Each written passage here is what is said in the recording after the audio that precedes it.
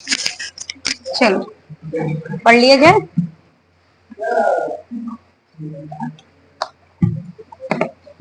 संध्या, बहुत गुण रहस्य की बातें चल रही हैं। आरुषि,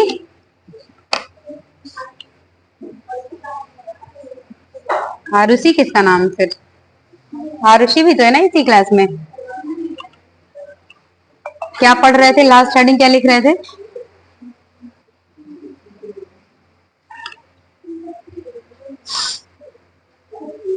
एक्टिव मास लिख लिया गया था। सबको समझ में आया था द्रव्यानुपाती क्रिया का नियम क्या होता है? समझ आया था? कोई ऐसा बच्चा है जो नहीं निकाल सकता है? एक्टिव मास किस में लिखा जाता है? कौन से ब्रैकेट में? बड़े वाले ब्रैकेट में। ठीक है, चलिए नेक्स्ट हेडिंग लिखेंगे। कुछ रूल्स लिखा दिए जाएं क्या?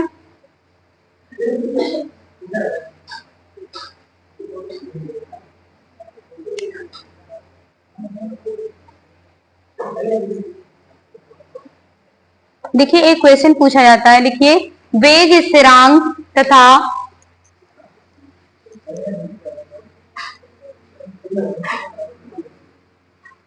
वेग स्थिरांक तथा साम्य स्थिरांक में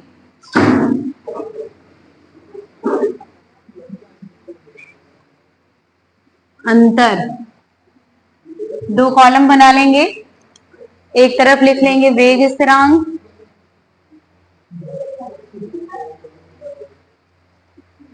और दूसरी तरफ लिख लेंगे, हाँ बेटा क्या हुआ?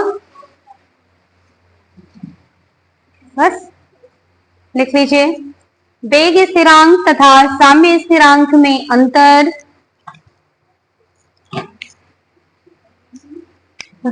दो कॉलम बना लीजिए, वेग स्थिरांक और साम्य स्थिरांक।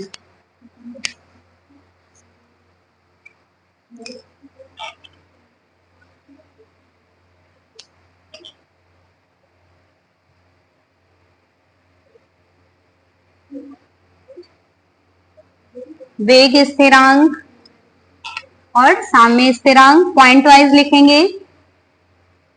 वेग स्थिरांक में लिखेंगे स्थिर ताप पर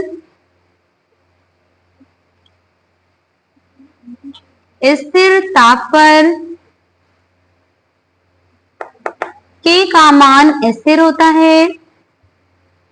स्थिर ताप पर के का मान स्थिर होता है, स्थिर एवं निश्चित होता है, निश्चित होता है, स्थिर एवं निश्चित होता है, स्टेबल एंड फिक्स्ड। स्थिर ताप पर के का मान स्थिर एवं निश्चित होता है। और साम्य स्थिरांक में लिख लेंगे साम्य स्थिरांक का मान अभिकारकों के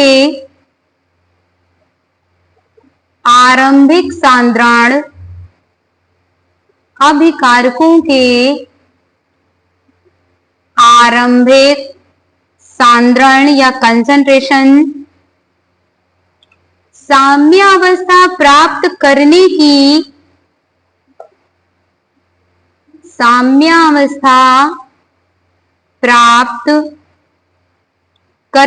की दिशा,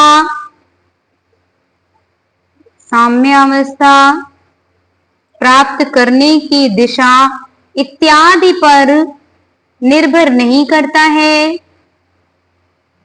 इत्यादि पर निर्भर नहीं करता है।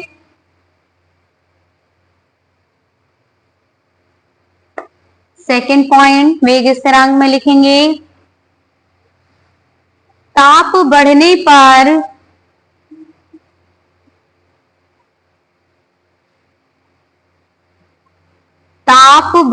पर वेग स्थिरांक का मान बढ़ता है, सदैव बढ़ता है, हमेशा बढ़ेगा। ताप बढ़ने पर वेग स्थिरांक का मान सदैव बढ़ता है।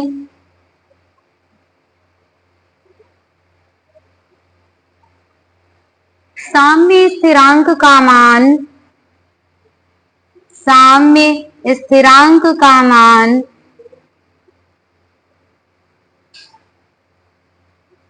ताप बढ़ने पर बढ़ता है, ताप बढ़ने पर बढ़ता है तथा घटाने पर घटता है। यानी कि जितना हम टेम्परेचर बढ़ाएंगे, लिख लीजिए, साम्य स्थिरांक का मान ताप बढ़ाने पर बढ़ता है तथा घटाने पर घटता है। यानी कि आप साम्य स्थिरांक में अगर रिएक्शन को फॉरवर्ड में कर रहे हैं, आप जितना टेम्परेचर देंगे, अगर आप टेम्परेचर बढ़ाएंगे तो रेट ऑफ रिएक्शन भी क्या होगी, बढ़ेगी। अगर आप टेम्परेचर को घटाएंगे तो रेट ऑफ रिएक्शन क्या होगी, घटेगी। ठीक है, थर्ड पॉइंट लिख लेंगे, वेग स्थिरांक में इसका मान अभिकारकों की सांद्रता, इसका मान अभिकारकों की सांद्रता तथा दाब पर निर्भर नहीं करता है, निर्भर नहीं करता है। साम्य स्थिरांक में लिखेंगे इसका मान अभिक्रिया में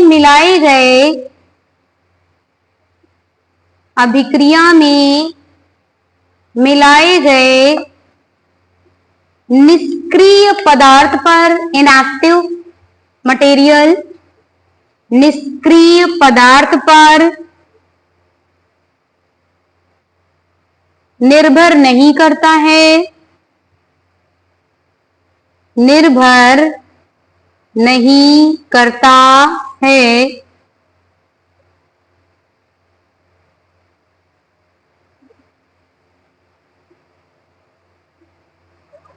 नेक्स्ट हेडिंग डालेंगे, साम्य स्थिरांक का महत्व, equilibrium, importance of equilibrium constant. साम्य स्थिरांक का महत्व, इंपॉर्टेंस क्या है इसकी, इक्विलिब्रियम की, ये लिख लेंगे, पॉइंट वाइज लिख लेंगे। फर्स्ट पॉइंट लिखेंगे, किसी उत्क्रमणीय अभिक्रिया, उत्क्रमणी को क्या बोलते हैं, रिवर्सिबल। ठीक है, किसी उत्क्रमणीय अभिक्रिया की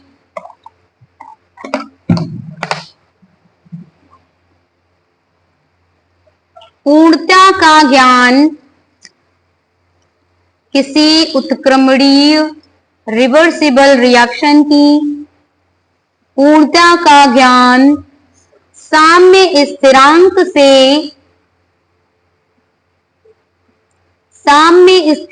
से किया जा सकता है, साम्य स्थिरांक से किया जा सकता है। सेकंड पॉइंट, साम्य स्थिरांक का उच्च मान, साम्य स्थिरांक का उच्च मान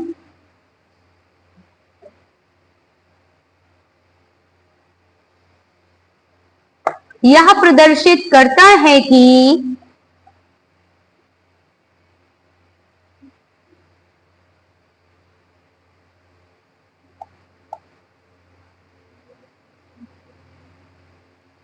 प्रदर्शित करता है कि अग्र अभिक्रिया, अग्र अभिक्रिया होने की प्रवृत्ति अधिक है। अग्र अभिक्रिया होने की प्रवृत्ति अधिक है।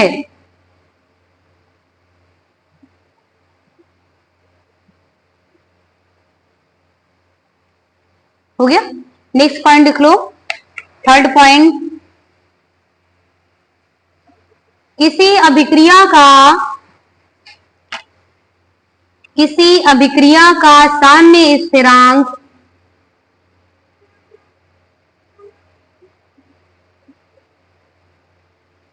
किसी अभिक्रिया का साम्य स्थिरांक उसके अभिकारकों तथा उत्पादों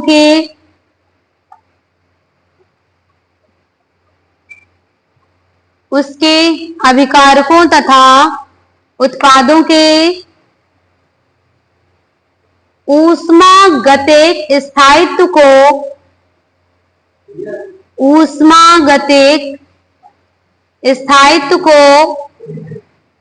प्रदर्शित करता है। ऊष्मागतिक स्थायित्व को प्रदर्शित करता है।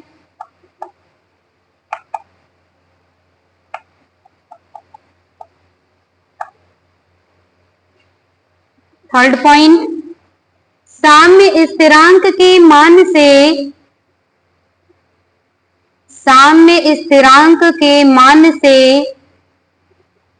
अभिकारकों व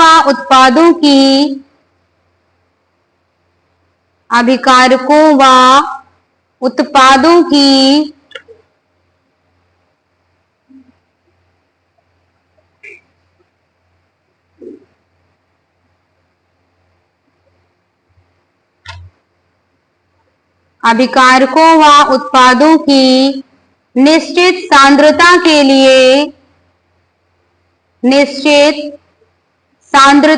लिए अभिक्रिया की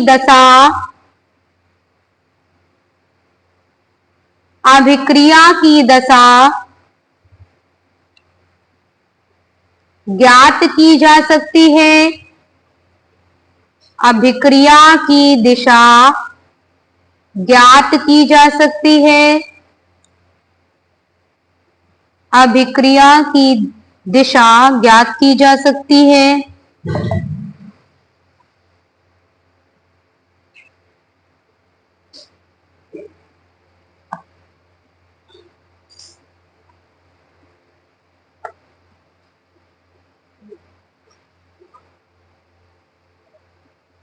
हो गया।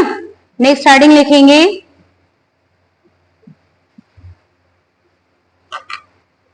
एक प्रिंसिपल है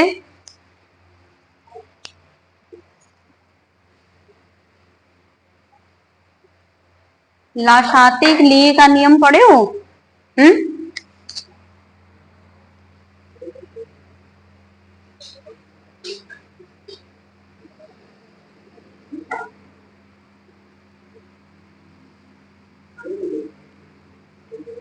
लाशाते का नियम पढ़ा है?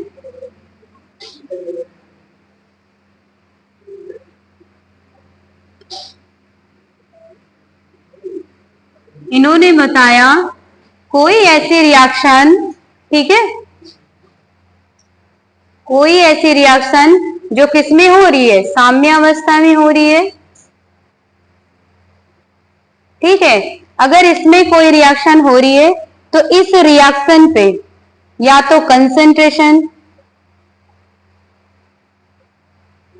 या फिर प्रेशर या फिर टेम्परेचर, अगर आप कुछ भी इसको दे रहे हैं तो इसमें जो होने वाला परिवर्तन है, ठीक है, इसमें जो होने वाला परिवर्तन है वो क्या कर सकता है? इन तीनों को ही क्या कर सकता है? नष्ट कर सकता है या फिर निरस्त कर सकता है। ठीक है, इसी बात को हम यहाँ पर लिख लेंगे। ठीक है, हेडिंग लिखेंगे क्या?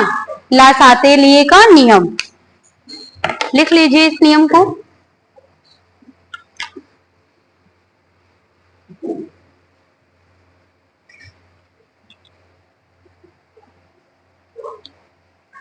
इसके बाद आपका आयनिक इक्विलिब्रियम शुरू होगा।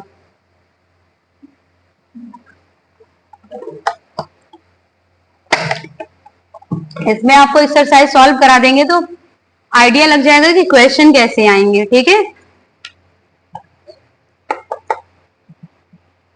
हेडिंग लिख लिया, बोला जाए, लिखिए इसमें, यदि साम्यावस्था, यदि साम्यावस्था या उत्क्रमणीय, ब्रैकेट में लिख लो, साम्यावस्था या उत्क्रमणीय, ब्रैकेट क्लोज्ड, में रखे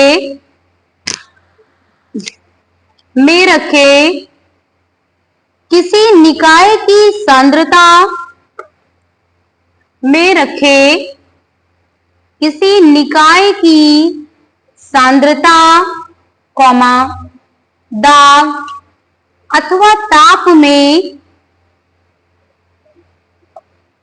अथवा ताप में परिवर्तन कर दिया जाए तो, परिवर्तन कर दिया जाए तो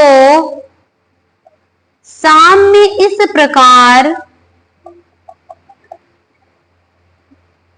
तो साम्य इस प्रकार परिवर्तित होता है, इस प्रकार परिवर्तित होता है कि वह परिवर्तन से, कि वह परिवर्तन से उत्पन्न होने वाले प्रभाव को, परिवर्तन से उत्पन्न होने वाले प्रभाव को नष्ट या निरस्त कर सके, नष्ट या निरस्त कर सके।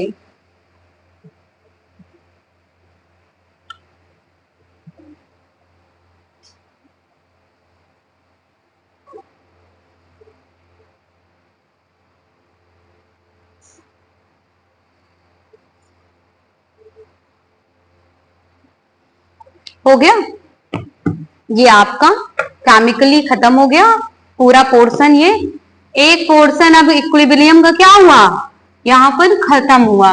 दूसरा आएगा आपका आयनिक।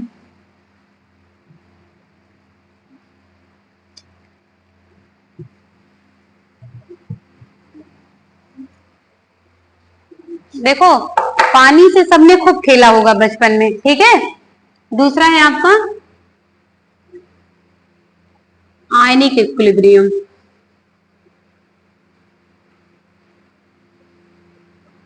इसका मतलब क्या होता है,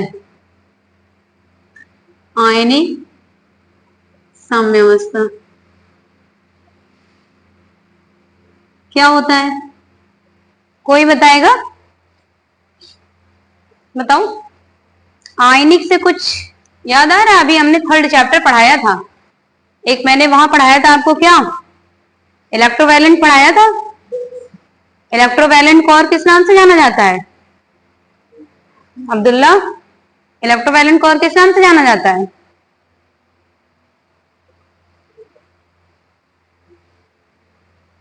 कुछ रिवीजन नहीं चल रहा है मयंक।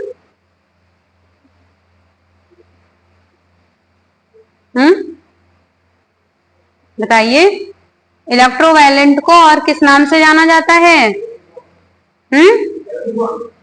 आयोनिक की आयनिक, आयनिक बॉन्ड। आयंस का मतलब क्या आ रहा है, कुछ सेंस आ रहा है, आयंस का मतलब क्या होता है,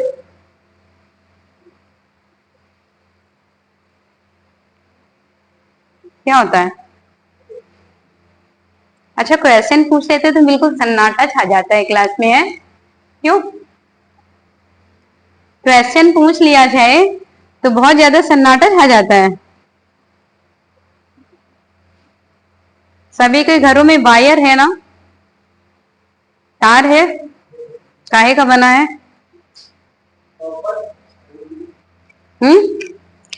काहे का बना है, ये तो बिल्कुल ही नहीं चल रहा भाई। मयंक जाओ मार्कर लेकर आओ, दूसरा चल नहीं रहा भाई।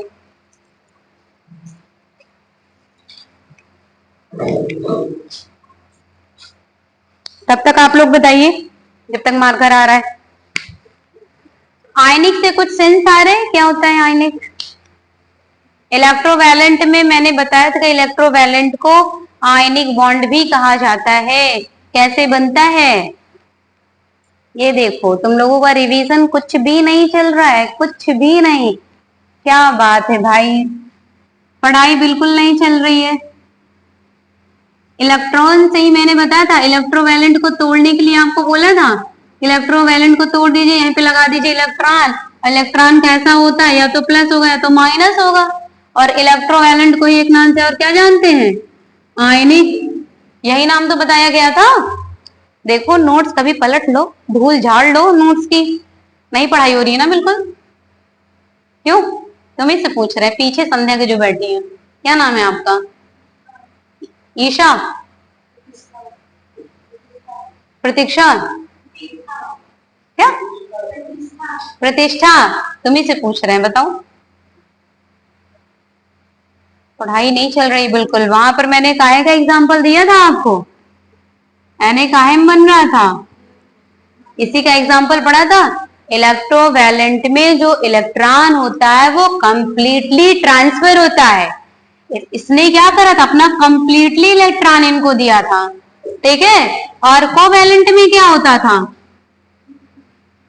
कोवैलेंट में क्या होता था इलेक्ट्रॉन्स की, इलेक्ट्रॉन्स हमेशा शेयर करते थे। जैसे फॉर एग्जांपल HCl, हम पढ़ाते जाएं तुम पीछे से साफ करते जाओ, हैं? ये है तुम लोगों का। एटॉमिक स्ट्रक्चर पूछ लिया जाए, हैं? एटॉमिक स्ट्रक्चर से कुछ पूछ लें, क्वेश्चन बहुत बनते हैं वहां से। केमिस्ट्री का बोन मैरो है एटॉमिक स्ट्रक्चर। अगर आप एटॉमिक स्ट्रक्चर नहीं पढ़ेंगे तो केमिस्ट्री का एक भी टॉपिक आपको समझ नहीं आएगा, ठीक है? समझिए आप लोग, केमिस्ट्री का एक भी टॉपिक आप नहीं पढ़ पाएंगे। चलिए अपने टॉपिक पर आते हैं। फिलहाल ये पीछे की चीजें हैं, पीछे की जितनी भी चीजें हैं आप उसको रिवाइज करते चलिए। पेपर में बैठे हो तो बहुत ज्यादा बर्डन हो जाएगा, आप तैयार नहीं कर पाओगे चीजों को, ठीक है? पढ़ाई करते रहो धीरे धीरे। चलिए देखिए, आयनिक बॉन्ड क्या होता है। जैसे आप लोगों के घरों में बहुत सारे मेटल्स के वायर होते हैं कि नहीं होते हैं? फॉर एग्जाम्पल जैसे कॉपर का होता है कि नहीं है?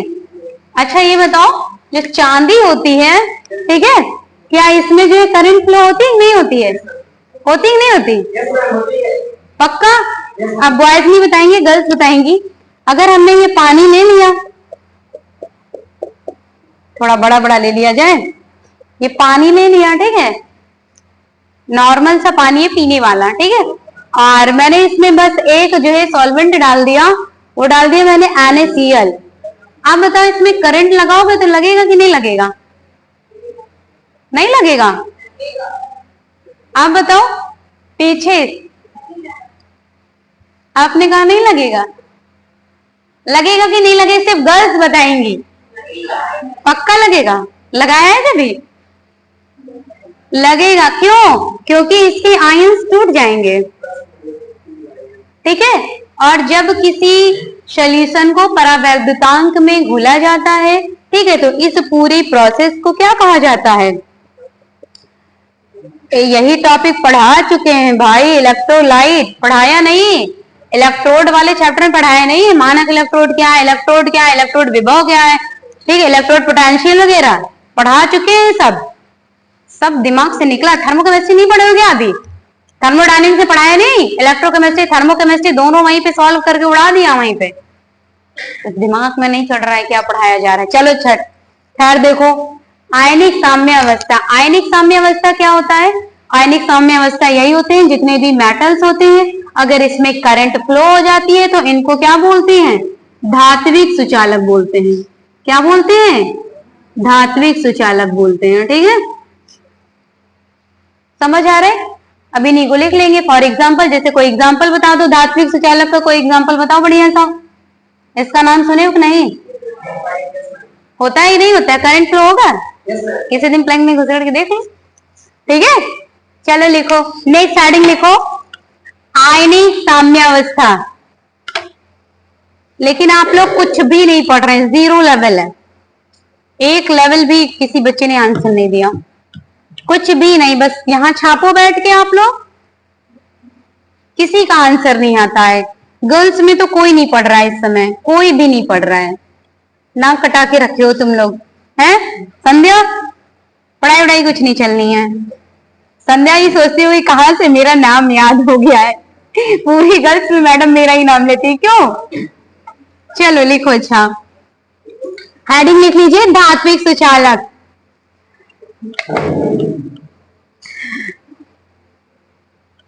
धातुओं में रासायनिक परिवर्तन, धातुओं में रासायनिक परिवर्तन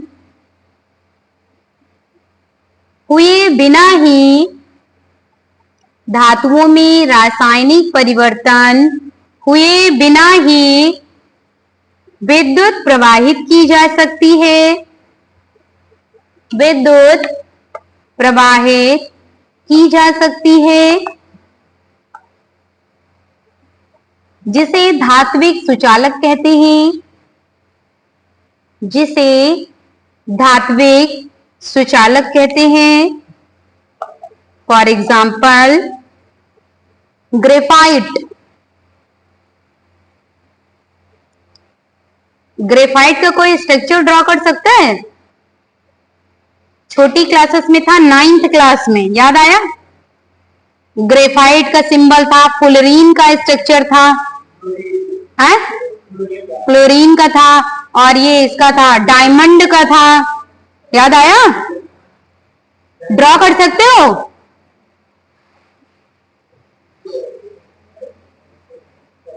आपको सीक्वेंस बाय सीक्वेंस बताएंगे और आप एक लाइन में कर ले, एक बार में कर लेंगे आप, ठीक है? कल बताएंगे। चलिए अगली हेडिंग लिख लेंगे,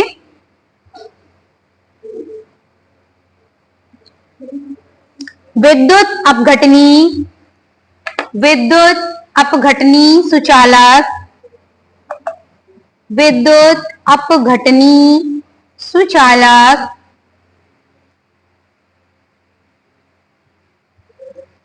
विलयन में आयनों के द्वारा, विलयन में आयनों के द्वारा विद्युत प्रवाह होता है, विद्युत प्रवाह होता है, उसे विद्युत अपघटनी सुचालक कहते हैं। विलयन में आयनों के द्वारा, यही नमक को घोल दोगे तो इसके आयन अलग हो जाएंगे, ठीक है? यही एग्जाम्पल क्या हो जाएगा? विद्युत अपघटनी सुचालक हो जाएगा, इसमें भी करंट आपका फ्लो होगा, ठीक है? एग्जाम्पल लिख लीजिए, जैसे NaCl, KCl, potassium chloride, sodium chloride आदि।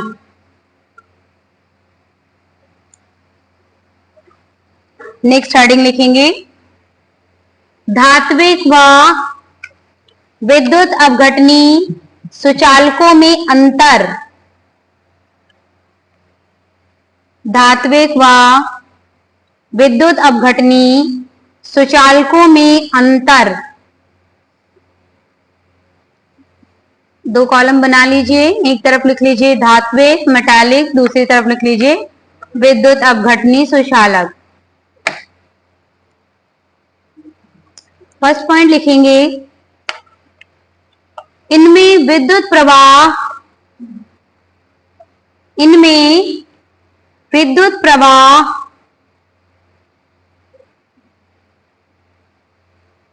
इनमें विद्युत प्रवाह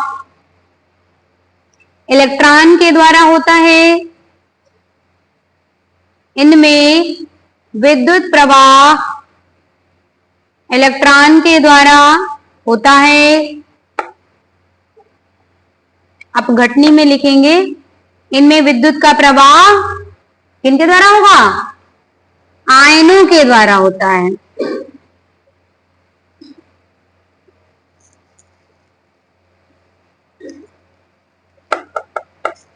इनमें विद्युत का प्रवाह आयनों के द्वारा होता है।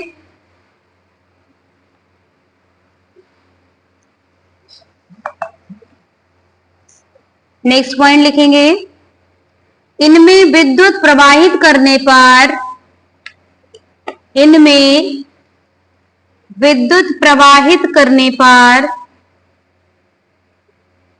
इनमें विद्युत प्रवाहित करने पर केवल भौतिक परिवर्तन होता है, केवल भौतिक परिवर्तन होता है। नेक्स्ट दूसरे वाले में लिख लेंगे, इनमें भौतिक व रासायनिक दोनों परिवर्तन होता है। इनमें भौतिक व रासायनिक दोनों परिवर्तन होता है। इनमें भौतिक व रासायनिक दोनों परिवर्तन होता है।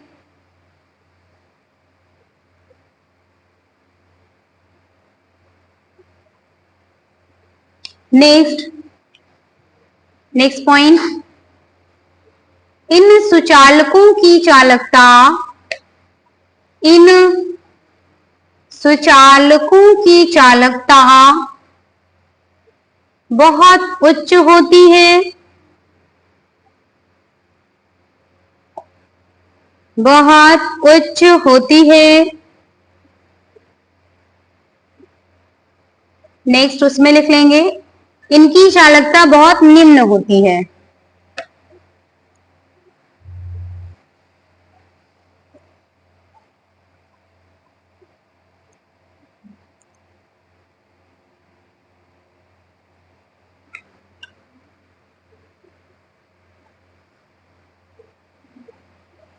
हो गया, इनकी चालकता बहुत निम्न होती है। नेक्स्ट हेडिंग लिख लेंगे इलेक्ट्रोलाइट। नेक्स्ट हेडिंग लिखेंगे इलेक्ट्रोलाइट या विद्युत अपघट्य। अपघट्य लिख लोगे,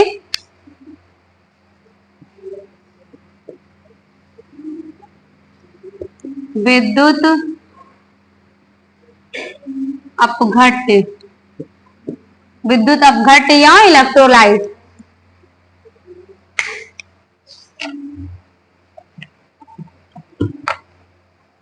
बोला जाए, वे पदार्थ जो उच्च परावैद्युत स्थिरांक,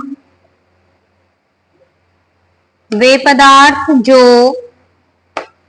उच्च परावैद्युत स्थिरांक जैसे जल,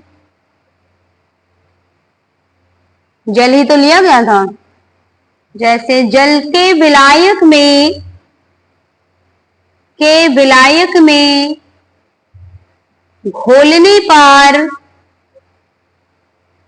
के विलायक में घोलने पर आयनिक हो जाते हैं, आयनिक हो जाते हैं, विद्युत अपघट्य कहलाते हैं। कितने प्रकार के होते हैं ये? विद्युत अपघट्य कहलाते हैं। नेक्स्ट लाइन से, ये दो प्रकार के होते हैं, ये दो प्रकार के होते हैं। पहला कौन सा होगा? प्रबल या स्ट्रॉन्ग इलेक्ट्रोलाइट, और दूसरा वीक इलेक्ट्रोलाइट। ठीक है, ये दो प्रकार के होते हैं, पहला प्रबल विद्युत अपघट्य और दूसरा दुर्बल विद्युत अपघट्य। वीक को क्या बोलते हैं? दुर्बल।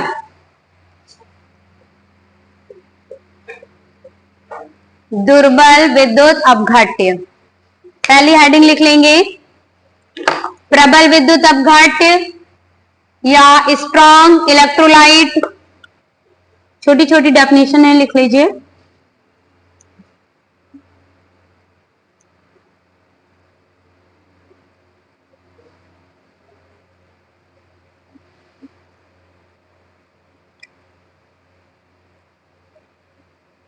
बोला जाए, वे पदार्थ जिनकी आयनन की मात्रा, वे पदार्थ जिनकी आयनन की मात्रा उच्च होती है, जिनकी आयनन की मात्रा उच्च होती है, प्रबल विद्युत अपघट्य कहलाते हैं। प्रबल विद्युत अपघट्य कहलाते हैं। एग्जाम्पल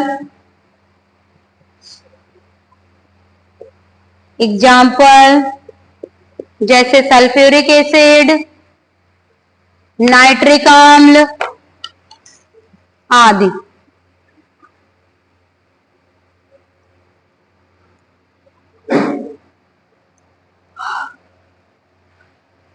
दूसरी हेडिंग लिख लेंगे, दुर्बल विद्युत अपघट्य या वीक इलेक्ट्रोलाइट।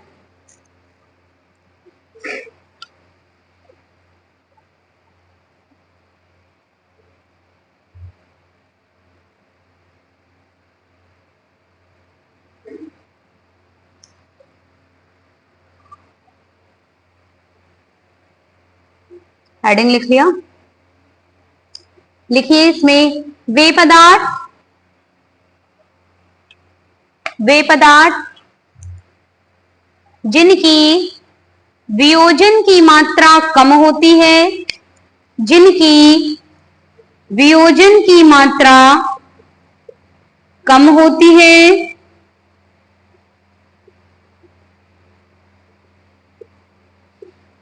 जिनकी वियोजन की मात्रा कम होती है, दुर्बल विद्युत अपघट्य कहलाते हैं। दुर्बल विद्युत अपघट्य कहलाते हैं।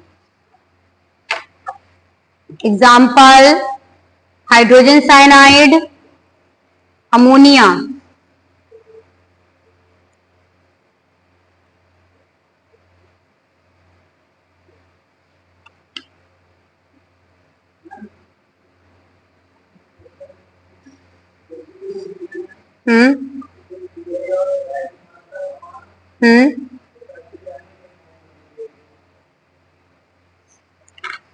आपका क्वेश्चन क्या है? जैसे कोई ये विलियन है, इसमें जो हमने सल्यूट डाला है,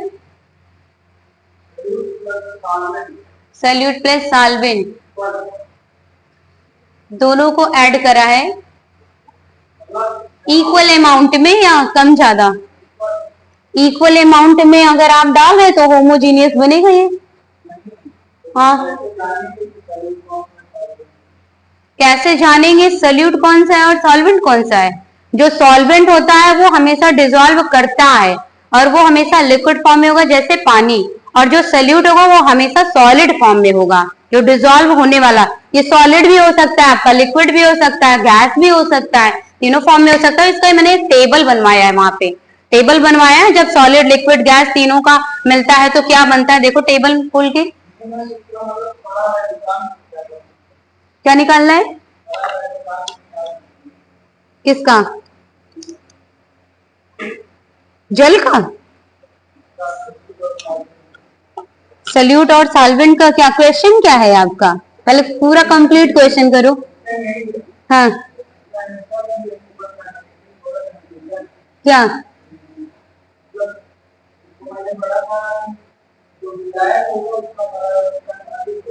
हाँ हाँ हाँ, विलेय और विलायक क्या क्या है? अगर कोई डिसॉल्व, वैसे तो डिसॉल्व करके नहीं है आप लोगों में, बीएससी एमएससी तक नहीं है डिसॉल्व करके। अगर ऐसा कोई इनकेस अगर आता है तो पता कर लेंगे, इजली पता भी किया जा सकता है। फिलहाल है नहीं, बीएससी लेवल तक नहीं है डिसॉल्व। हाँ, आपको सॉलिड फॉर्म में, क्रिस्टल फॉर्म्स में आपको पाउडर दे दिए जाएंगे, फिर आपको उसमें आइडेंटिफाई करके ये बताना रहता है कि हाँ कौन सा इसमें से मतलब एसिडिक है, कौन सा बेसिक है। आप उसे टेस्ट करके 7 समूह में जाके टेस्ट करके ग्रुप रिएजेंट डाल के बता पाएंगे आप। लेकिन लिक्विड का ऐसा कुछ भी नहीं है कि उसको आइडेंटिफाई करने के लिए दिया जाएगा और बीएससी लेवल तक, ऐसा कोई नहीं है क्वेश्चन। ठीक है, हो गया। अगला लिखिए,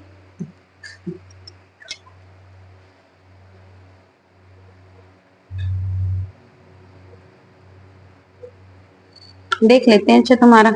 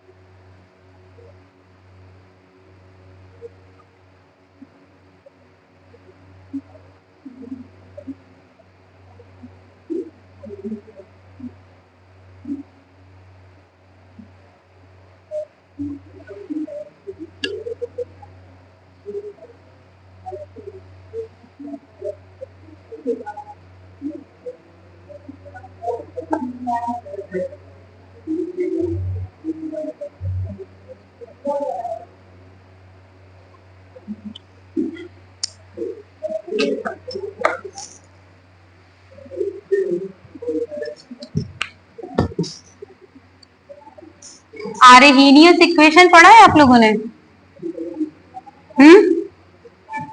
आर्हेनियस कौन थे? कोई जानता है इन साइंटिस्ट का नाम सुना है कभी आप लोगों ने?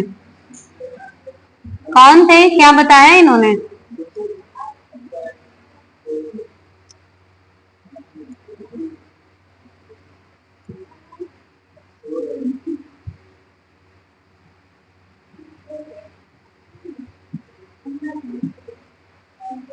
आर्हेनियस ने क्या बताया, बात कर लो, माइंड दिख रहा था फिलहाल बोल्ड में है।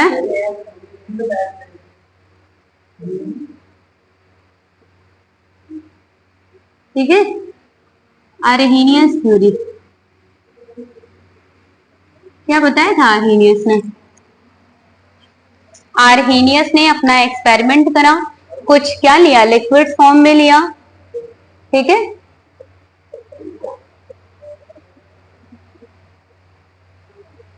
ये जलीय सॉल्यूशन लेते हैं ये। ठीक है, और ये रिएक्शन जो करवाते हैं वो कैसी रिएक्शन होगी इनकी, इक्विलिब्रियम में होगी, साम्य अवस्था में होगी। तो इन्होंने बताया क्या कि जब इस जल में कोई भी सल्यूट को घोला जाता है, ठीक है, तो उसके क्या होते हैं, आयंस क्या होते हैं, टूटते हैं। या तो वो आयंस प्लस में टूटेंगे या तो आयंस कैसे टूटेंगे, माइनस में टूटेंगे। और इनकी चालकताओं के बारे में उन्होंने निकाला था कि क्या इनकी चालकताएं होंगी। ठीक है, ये आइडेंटिफाई किसने करा था, आर्हेनियस ने करा था। ठीक है, इसी थ्योरी को लिख लेंगे। लिखिए, हेडिंग लिखेंगे आर्हेनियस, हिंदी में ऐसे लिखा जाएगा,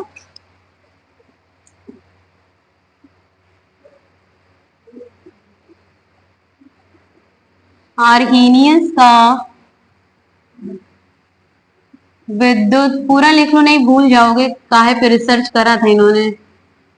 आर्हेनियस का विद्युत अपघटनी वियोजन का सिद्धांत।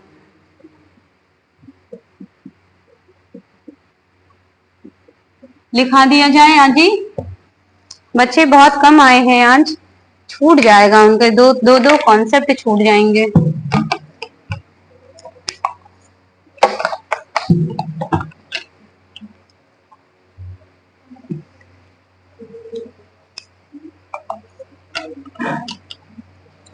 बोले चाहे, आर्हेनियस ने लिखे, आर्हेनियस ने विभिन्न विद्युत अपघट्यों के, आर्हेनियस ने विभिन्न विद्युत अपघट्यों के जलीय विलयनों की चालकताओं का, जलीय विलयनों की चालकताओं का अध्ययन किया तथा इनके आधार पर तथा इनके आधार पर विद्युत अपघट्यों के गुणों की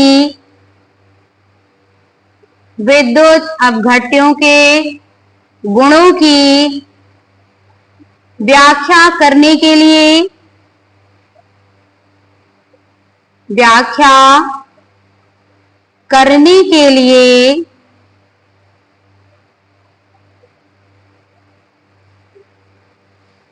एक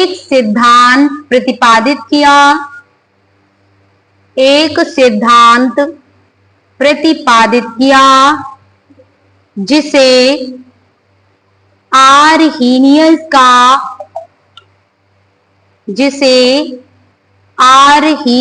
का विद्युत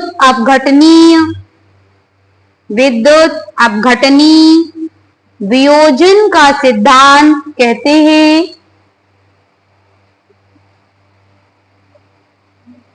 जिसे आर्हीनियस का विद्युत अपघटनीय सिद्धांत वियोजन का सिद्धांत कहते हैं।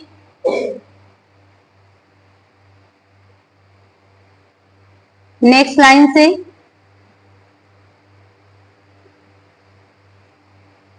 इस सिद्धांत की अवधारणाएं निम्न हैं। इस सिद्धांत की अवधारणाएं निम्न हैं।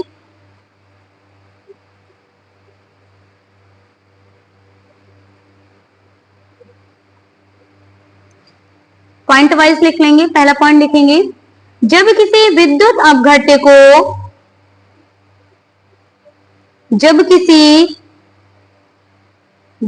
अपघट्य को जल में डुबोया जाता है,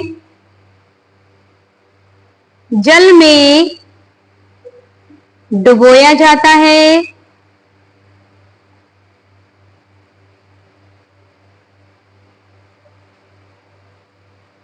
जल में डुबोया जाता है तो उसके अणु आयनों में वियोजित हो जाते हैं। उसके अणु आयनों में वियोजित हो जाते हैं। ये आयन धनावेशित तथा ऋणावेशित होते हैं। ठीक है, ये आयन धनावेशित तथा ऋणावेशित होते हैं।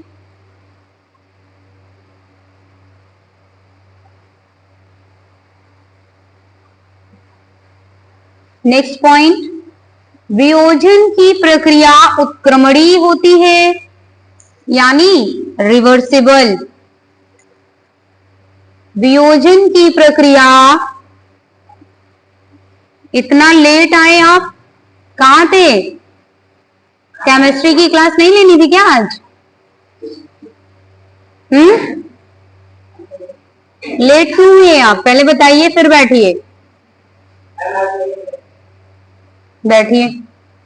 वियोजन की प्रक्रिया उत्क्रमणीय होती है तथा इस कारण विलयन में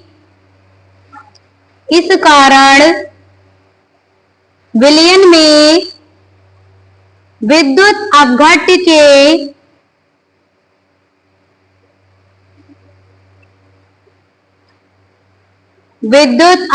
के अवियोजित अणुओं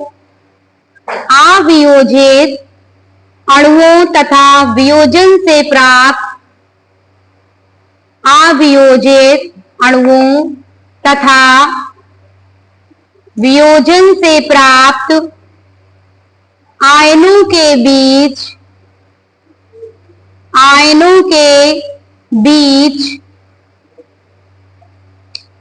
साम्य स्थापित हो जाता है। आयनों के बीच साम्य स्थापित हो जाता है। इसे आयनिक साम्य कहते हैं। इसे आयनिक साम्य कहते हैं।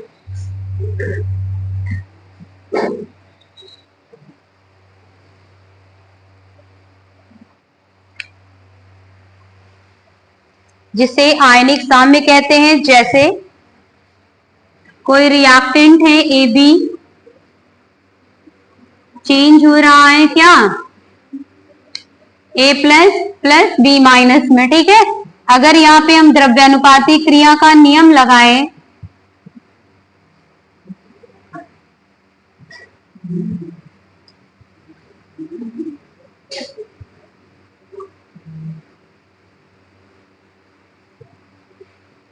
ये वियोजन की अभिक्रिया और ये नीचे संयोजन, तो बताइए क्या होगा, द्रव्यानुपाती क्रिया का नियम लगाएंगे, के बराबर क्या आ जाएगा, active mass A plus active mass B minus upon active mass A B, ठीक है। ये कहाँ आएगा रिएक्टेंट, नीचे, प्रोडक्ट कहाँ रहेगा, ऊपर। के क्या है, साम्य स्थिरांक, लिख लीजिए।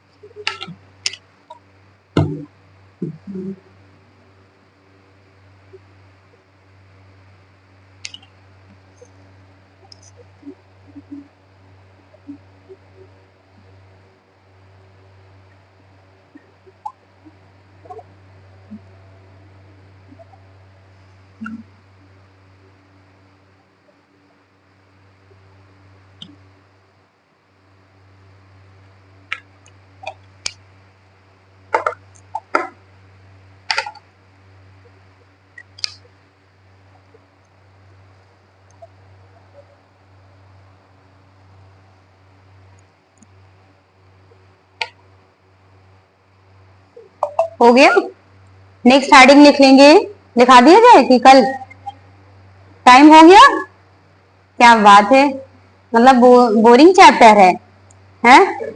1 मिनट तो बाकी है ना, 1 मिनट में तो एक हेडिंग लिखी जा सकती है, लिखो पहले, लिखा दिया जाए कि नेक्स्ट टॉपिक, नेक्स्ट, चलो।